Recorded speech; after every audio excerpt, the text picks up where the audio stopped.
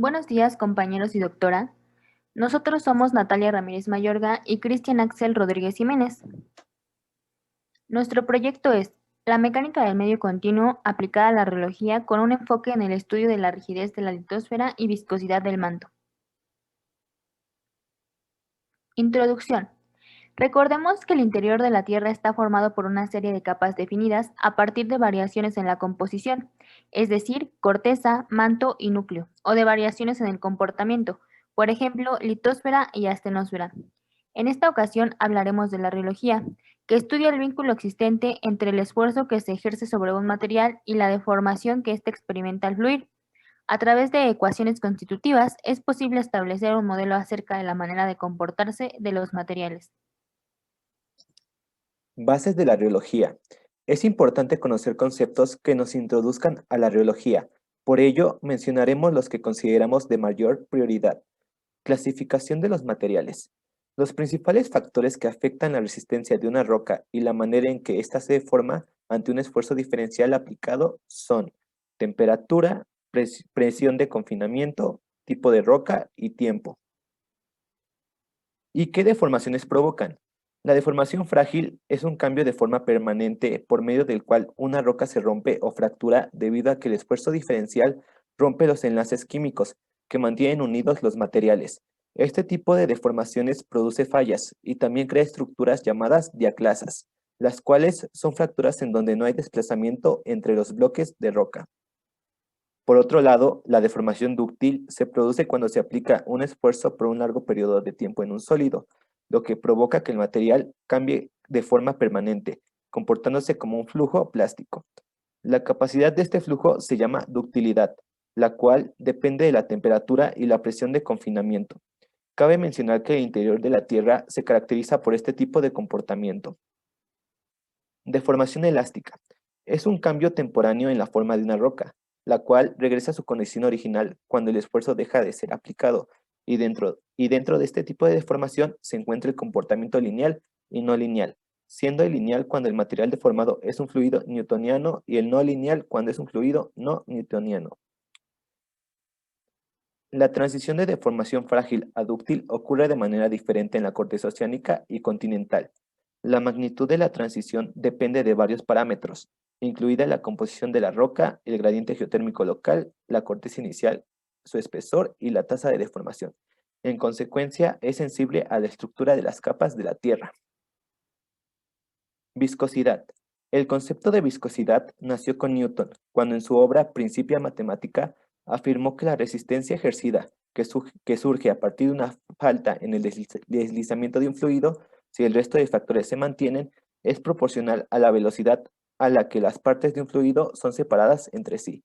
De este modo, se establece la proporcionalidad existente entre el esfuerzo por unidad de área necesario para producir un gradiente de velocidades en un fluido, siendo la constante de proporcionalidad un factor que describe la capacidad de deslizamiento de un fluido, y esta constante de proporcionalidad es llamada viscosidad. Se describe matemáticamente los principios establecidos por Newton a partir de la siguiente expresión matemática, en donde sigma xz es el esfuerzo por unidad de área o esfuerzo de cizalla. dv sub x sobre dz es el gradiente de velocidades, también llamado velocidad de deformación o velocidad de cizalla. Y por supuesto, ni es la viscosidad. Fluido newtoniano. Por fluido newtoniano se entiende aquel fluido cuyo valor de viscosidad a una presión y temperaturas dadas es único para cualquier velocidad de cizalla, siendo independiente del tiempo de aplicación de la cizalla. Las desviaciones posibles de este comportamiento pueden ser o la variación de la viscosidad con la velocidad de cizalla o variación de la viscosidad con el tiempo de aplicación de la cizalla.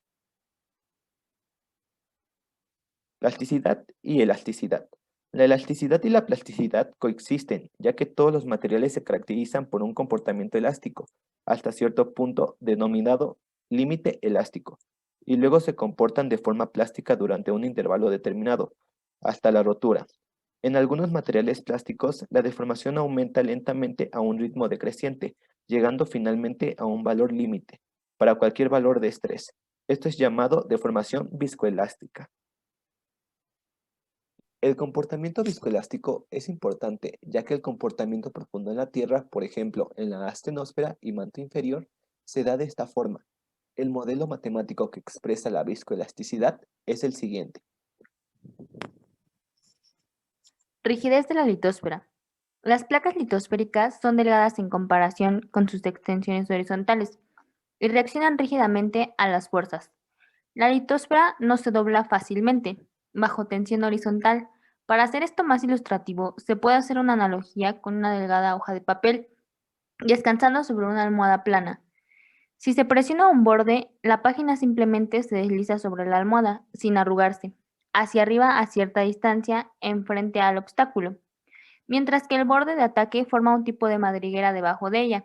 Esto es lo que sucede cuando una placa oceánica choca con una placa continental, haciendo que la continental se doble hacia abajo en el manto, formando una zona de subducción donde la capacidad de doblarse es una medida de la rigidez de la placa.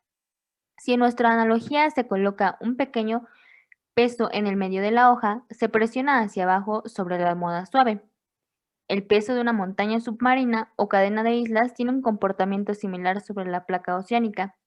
Al estudiar la flexión de la litosfera debido a las cargas verticales locales, se obtiene información sobre una propiedad estática de la litosfera, es decir, su resistencia a la flexión. La resistencia a la flexión de una placa elástica fina que cubre un fluido débil se expresa mediante un parámetro elástico llamado la rigidez flexural, denotada por D, para una placa de espesor H, lo que se observa en la siguiente expresión matemática. Y D es un parámetro fundamental de la placa elástica que describe lo fácil que es doblarla. Viscosidad del manto. La reología de la Tierra cambia con la profundidad. La parte superior de la litosfera se comporta elásticamente, tiene una respuesta constante y es reversible a corto como a largo plazo. Su comportamiento es caracterizado por la rigidez o el módulo de cizallamiento, que relaciona la tensión con el esfuerzo aplicado. En una zona de subducción, la flexión ajustada puede superar localmente el límite elástico, causando que partes de la placa cedan.